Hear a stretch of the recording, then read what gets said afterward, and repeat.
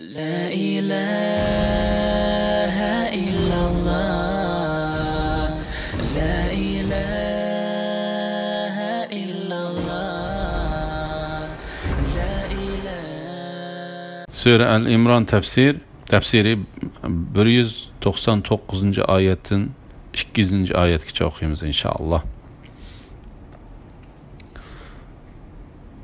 Elhamdülillah ve salatu ve selamu ala Resulillah ve ala alihi ve sahbihi ve sellem amma ba'd. Esselamu aleyküm ve rahmetullahi ve berekatuhu. Tövende dehtenlaha İbn Kathir rahimahullah'ın Kur'an-ı Kerim tefsiri Uygur tercümesinden El-İmran suresinin ahirki 2 ayetini 199-200. ayetini okuyumuz inşallah. Ba'de euzu billahi mineşşeytanirracim. Ahli kitap arasında hakikaten Allah'a iman keltirdigan, sizlerge nazil bolgan kitapqa, yani Qur'an'a, özlerige nazil bolgan kitapqa, yani Tevratqa ve İncil'ga işinidiganlar bar. Ular Allah'tan korkudu. Allah'ın ayetlerini azgını bedelge tegişmeydi. Yani ularning kitaplarındaki Muhammed aleyhisselamның sübetleri ve şeriat ahkamlarını rahiplarga o'xshash dünyanın arzimas narsalarini deb o'zgartib etmeydi. Ularga Rabbinin dergahida savob berildi. Allah hakikaten tiz hisob olg'uchidir. Sizlarga yetgan ig'irchiliklarga sabr qilinglar. Düşmanlarga ziyoda chidamliq bo'linglar.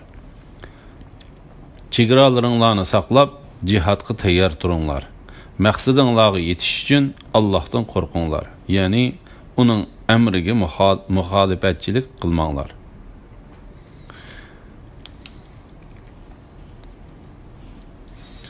Ba'zi ahli kitoblarning ahvoli va ularga beriladigan ajr to'g'risida. Allah Teala ahli kitapның içinden bir türküm kişilerinin Allah Teala'dan özlerine düşürülgen kitapları işiniş bilen bile Peygamber Aleyhisselam'a düşürülgen kitap Kur'an'a hakiki rəvişdə işindiğanlıqıdan ve Allah Teala'ya boysunduğanlıqıdan haber verip mındaqdaydı. Allah'ın ayetlerini azgını bedelgisi tegişmeydi. Yani ularning kitaplarındaki Muhammed aleyhisselamның sübetleri ve şeriat ahkamlarını rahiplarga o'xshash dünyanın arzimas narsalarini deb o'zgartib etmeydi. Bular meyli Yahudiler bolsun yoki Hristiyanlar bolsun, bular ahli kitapның yaxshilari ve ularning ichidan tanlanganlardır.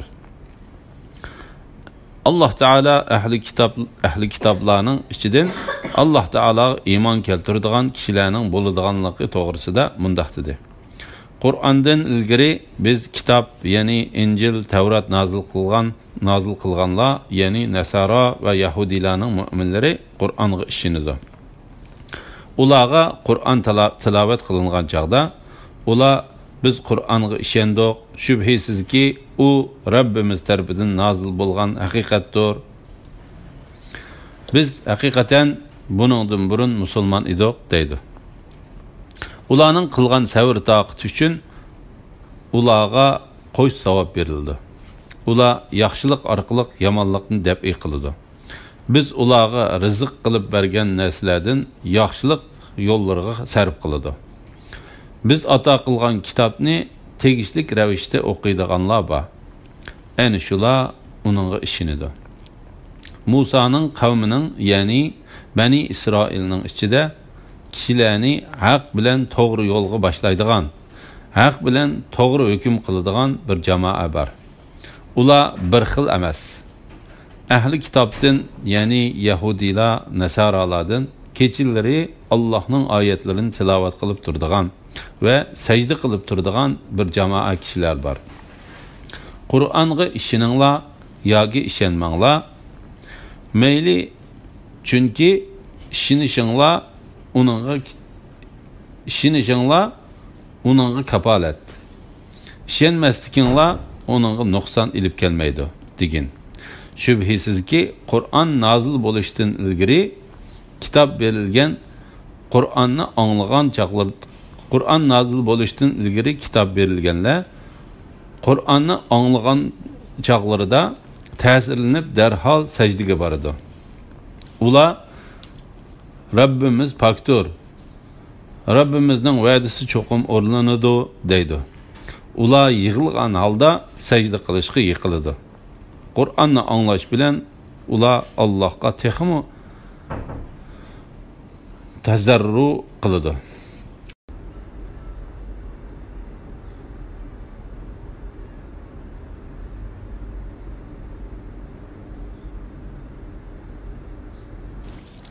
Ahli kitobdan iymon etganlarmi bor. Lekin ular Abdullah ibn Salam va shuningdek Yahudilarning olimlaridan iymon etgan ozgina kishilardir. Yahudilarning ichidan iymon etganlarning soni 10 kishiga bormaydi. Ammo Xristianlarning ichidan to'g'ri yo'lni topgan va haqqi bo'ysunganlar, ya'ni iymon etganlar xil ko'pdir. Alloh taolo bu vaqtda mundaq deydi: Ey Muhammad sallallohu alayhi vasallam, Yahudilar va mushriklarning mu'minlarga hammadan qattiq dushman ekanligini cho'qim bayqaysan. Yahudilar va mushriklarning mu'minlarga hammadan qattiq dushman ekanligini cho'qim bayqaysan. Biz Nasara degan kishilarning do'stlik jihatda mu'minlarga hammadan yaqin ekanligini cho'qim bayqaysan. Bu Nasaralarning ichida o'limalar, rohiblar bo'lganligi va haqni qabul qilishda takabburlik qilmaydiganliklari uchundir. Ularga Robbining dargohida savob berildi. Hadisda mundaq bayon qilindi. Ja'far ibn Abu Talib radhiyallohu anhu Sura Maryamni Habashlarning podshohi Najoshining huzurida o'qigan edi. Podshoh yig'lab ketdi. Uning bilan billa uning yonidagi poplarning boshliqlari va ularning olimlari yig'lab ketdi. Yig'idan hatto ularning soqollari o'l bo'lib ketdi. İmam Buxoriy va Muslim rivoyat qilgan hadisda Najoshi o'lganda payg'ambar alayhissalom uning o'lganlik xabarini sahobalarga yetkazib, sizlarning Habashdagi bir qarindishinglar, ya'ni diniy qarindishinglar o'ldi. Sizlar uning namozini o'qinglar dedi. Ondan payg'ambar alayhissalom bir tuzlanlikka chiqib, sahobalarni sapga tizib, uningga atab janoza namozi o'qidi. Ahli kitob orasida haqiqatan Allohga iymon keltiradigan degan oyatining ma'nosi haqida Ibn Abu Najih Mujahidning mundaq deganligini rivoyat qildi. Ya'ni ular ahli kitobning musulmonlaridir. Ubad ibn Mansur mundaq dedi: Men Alloh taolaning ahli kitob orasida haqiqatan Allohga iymon keltiradigan degan oyatning ma'nosi haqida Hasan Basridan so'ragan edim. U mundaq javob berdi: Ular payg'ambar alayhissalom kelishdan ilgirimi bo'lgan ahli kitoblardir. Muhammad alayhissalom payg'ambar bo'lib kelgandan keyin ular uningga ergashdi va islomni tonidi. Shuning bilan Alloh taolo ularning payg'ambar alayhissalomdan burun o'zlarining diniga ishonganligi uchun bir ajr va Muhammad alayhissalomga iymon keltirganligi uchun yana bir ajr berdi dedi. İmam Buxoriy va Muslim Abu Musadan payg'ambar alayhissalomning mundaq deganligini rivoyat qiladi. Qo'sh ajr beriladigan 3 kishi bor. Ularning ichidan birisi ahli kitob ichidan payg'ambarga va menga iymon etgan kishidir. Allohning oyatlarini ozgina bedelga tegishmaydi.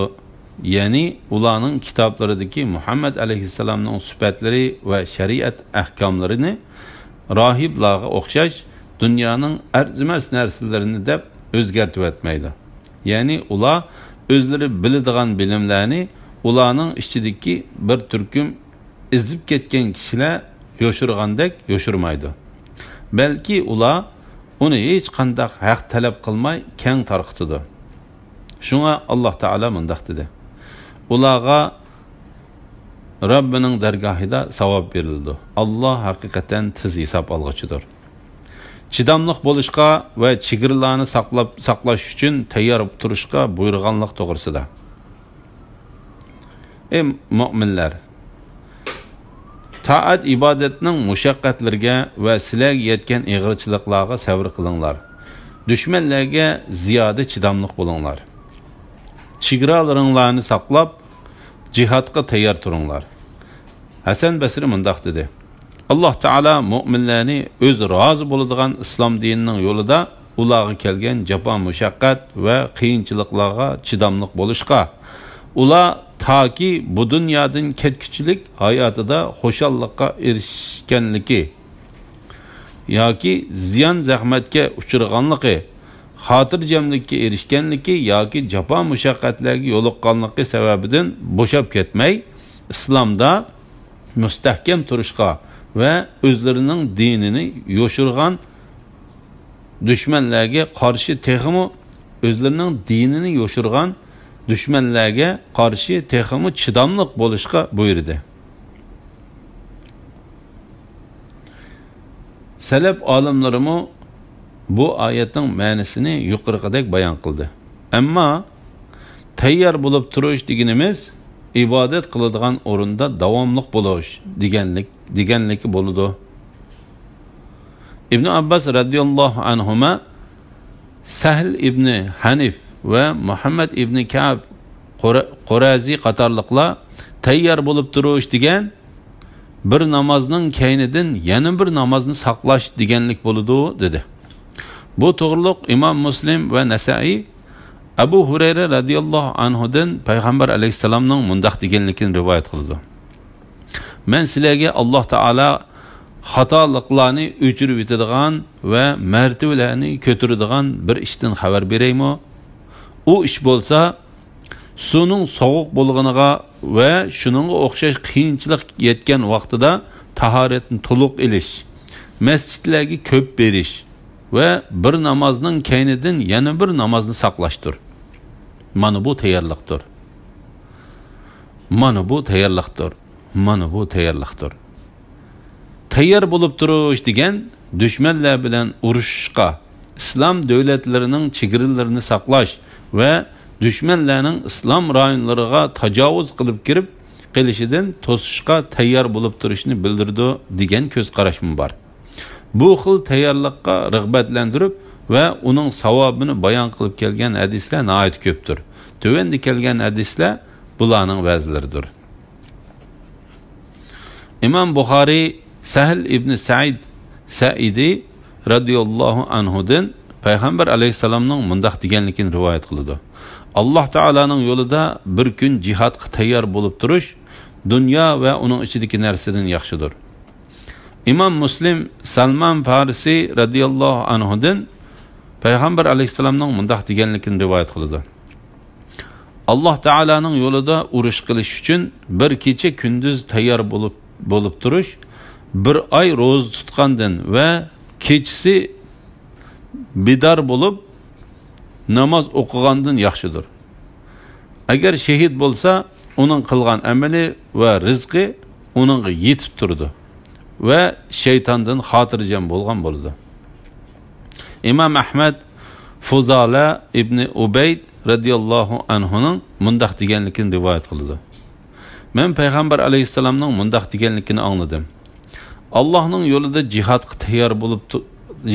tayyor bo'lib o'lgan kishidan boshqa o'lgan kishining amallari u o'lgan hamon xotirlanishdan to'xtab qoladi.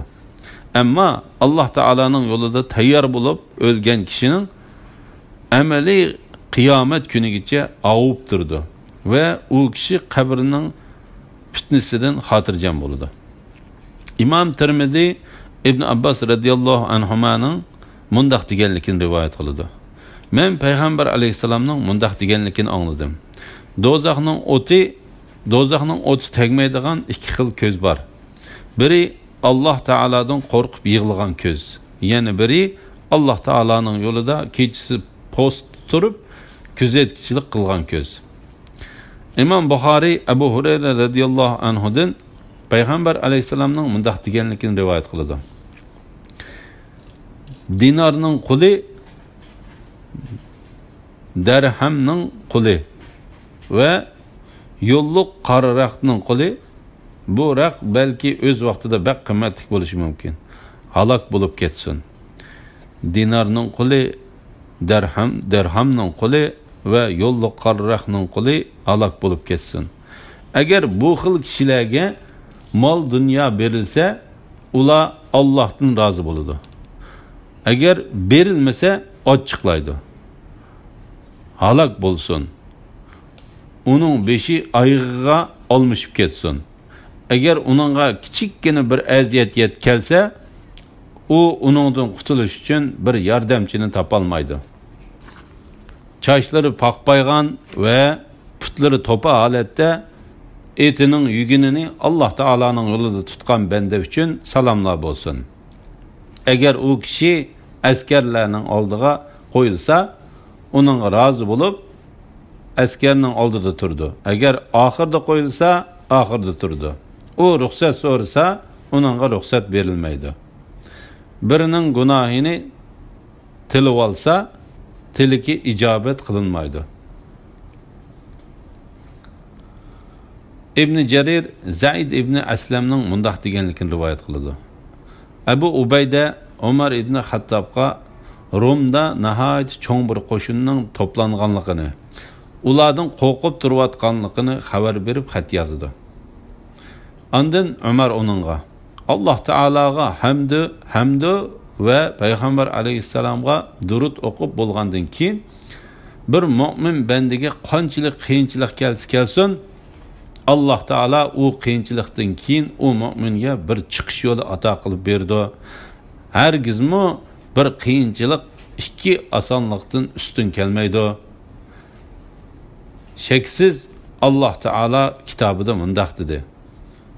Ey mu'minlar, taat ibodatning mushaqqatlariga va sizlarga yetgan ig'irchiliklarga sabr qilinglar. Düşmanlarga ziyoda chidamliq bo'linglar. Chegaralaringlarni saqlab jihodga tayyor turinglar. Maqsadinglarga yetish uchun Allohdan qo'rqinglar.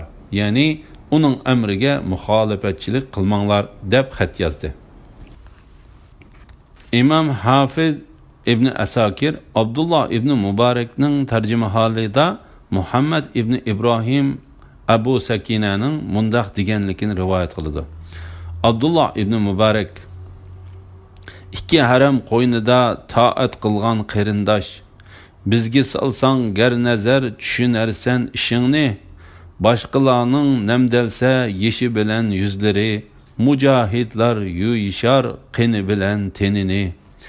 Ba'zilarning otlari harsa o'yin beygida, otlarimiz halsirar bo'skach dushman sepini. Ger yurishar ba'zilar purab mushki anbarni, bizga go'yo ipardur ot to'zatgan qumchini. Mujohidga mundaq deb xabar berdi payg'ambar, jang to'pisi qo'ngandan yiroq do'zax uchqini. Şehit ölük emas deb jakarlidi Rabbimiz, kelgin jihad qo'yniga ölmez şehit bo'lg'ili degan she'rni aytib berib menga yozdirdi. Men uning bilan xo'shlashib chiqdim. Abdullah ibn Mubarak Hijriyaning 170 yoki 177 yili bu she'rni men orqali Fazl ibn Iyozga evatdi. Men Haram masjidida Fazl ibn Iyoz bilan uchrashib, u xatni berdim. U xatni o'qib yig'lab ketdi va qarindishim Abdullah rost aytibdi. Menga samimiy nasihat qilibdi dedi. Ondan u sen hadis to'plag'ili kelgan odam o'xshamamsan dedi. Men shundoq dedim. U undaq bo'lsa bu hadisni sening Abdullahning xatini menga yetkazganlik haqqing uchun xotirlab olgan deb tuvandagi hadisni so'zlab berdi. Mansur ibn Mu'tamar Abu Hurayra radhiyallohu anhuning mundaq deganligini rivoyat qiladi. Bir kishi payg'ambar alayhissalomga: "Ey Allohning payg'ambari, menga Alloh taolaning yo'lida jihad qilgan kishilarning savobiga erisha oladigan amal ibodatdan birini o'gitib qo'ygan" dedi.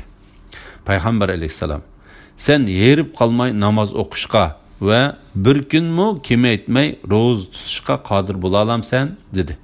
O kishi: "Ey Alloh taolaning payg'ambari, men bu ishlarni qilishga bak ojizlik qilaman" dedi. Payg'ambar alayhisalom: "Mening jinim uning qo'lida bo'lgan zot Allohning nomi bilan qasam qilamanki, agar shu ishlarni qilishga kuching yetmasa, Alloh taolaning yo'lida jihad qilgan kishilarning darajasiga va ularning savobiga yetolmaysan. Sen mujohidning etining mujohidning etining jihadni kutib bog'laq tursimu, mujohidga nurg'unlagan yaxshilikning yozilganligini bilmamsan dedi. Maqsadinglar yetish uchun Allohdan qo'rqinglar, ya'ni uning amriga muxolifatchilik qilmanglar. Ya'ni sizlar hamma ishinglarda va har qanday ahvolda Allohdan qo'rqinglar deganlikdir. Mushu mazmunda Payg'ambar alayhisalom Muozni Yamanga avatganda uningga mundaq dedi: "Sen har qanday yerda bo'lsang, Alloh taoladan qo'rqqin. Bir yomonlikqa bir yaxshilikni ergashtirgin. Ya'ni bir yomonlik qilib salsang, uning keyindan yaxshilikdan birini qilgan. Yaxshilik yomonlikni o'chiradi. Sen kishilarga yaxshi muomala qilgan va ularni yaxshi axloq bilan axloqlantirgan." Bu oyatning ma'nosi haqida Ibn Jarir Muhammad ibn Ka'ib Qurazining mundaq deganligini rivoyat qildi. Ya'ni men Alloh taolo bilan sizlarning oranglardagi narsada mendan qo'rqinglar. Men Alloh taolo bilan sizlarning oranglardagi narsada mendan qo'rqinglar. Yaqin kunda, ya'ni qiyomat kunda sizlar menga yo'liqqanda nijot topquchilardan bo'linglar. Alhamdulillah. Shuning bilan Sura Al-Imronning tafsiri tugidi. Alloh taolaga tugimiz hamd sanolar bo'lsin.